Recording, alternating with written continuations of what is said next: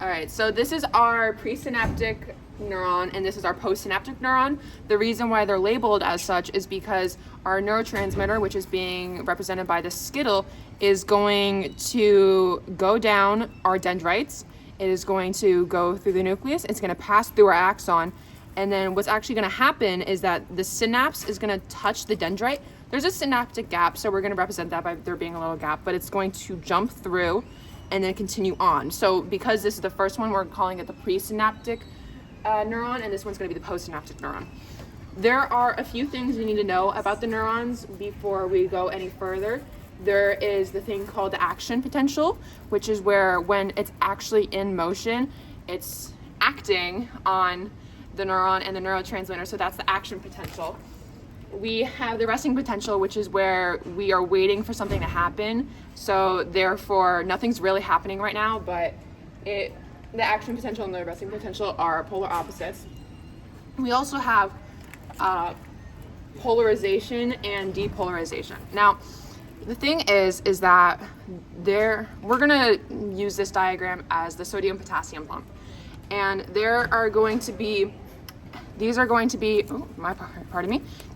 our positive ions, and these are going to be our negative ions.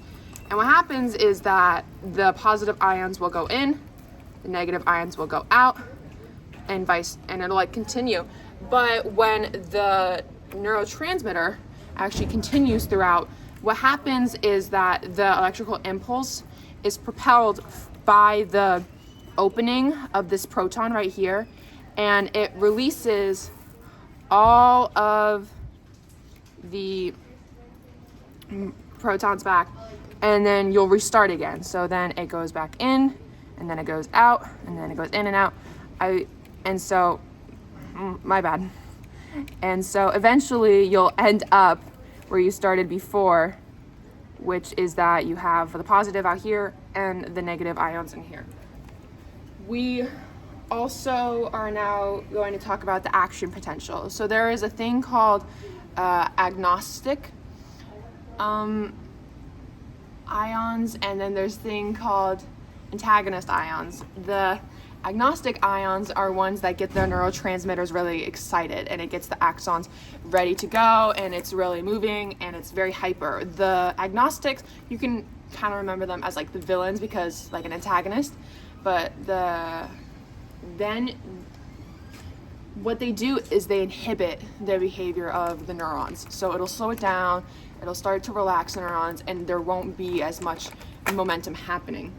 There is also something called an all or none principle, and this has to do with the threshold. So there are excitatory ions, which you need a certain amount to overcome the threshold, and if you don't have enough, then it can't progress. But when you do have enough excitatory ions to overcome the threshold, the all or nothing principle comes into play. It's where no matter how heavy the stimulus, it's always going to produce the same result. So even if there was only one excitatory neuron over the threshold, the neurotransmitter would still pass down. But if there was, say, over 500 excitatory neurons over the threshold, the neurotransmitter would still pass down at the same exact pace. So that's what the all or nothing. It either happens a specific way or it doesn't happen at all. Now I'm going to explain our diagram. We have our dendrites, which are shown by our Twizzlers. We have our dendritic spines, which are shown by the nerds. We have our soma, which is the cell body. We have the nucleus.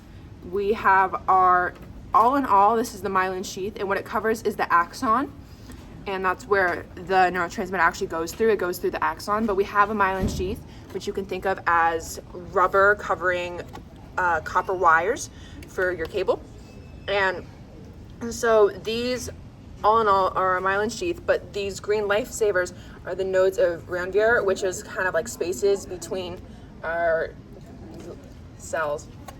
All right, and then down here, we have our synapses, and our synapses are the M&Ms, and they are attached to our axon terminal.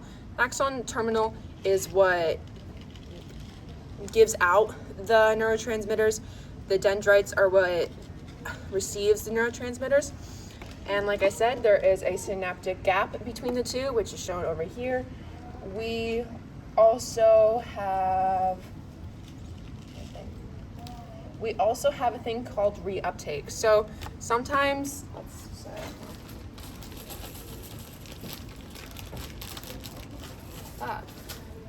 now we have a bunch of neurotransmitters, yay! And they all pass down and it's all wonderful, but then they get to here. And there's a lot of them. And the postsynaptic neuron can't handle absorbing that much, and so it'll absorb a few and it'll take it in, whatever, but we still have some extra. So the presynaptic neuron will actually reuptake and reabsorb those neurotransmitters, using them for a different purpose. The receptor sites is just another name that we call right here, which is where the neurotransmitters actually jump, and it's where they get caught up here at the dendrites. And our synaptic vesicles are these. The synaptic vesicles are at the top of the dendrites, and what they do is actually they store the chemicals, which are the neurons.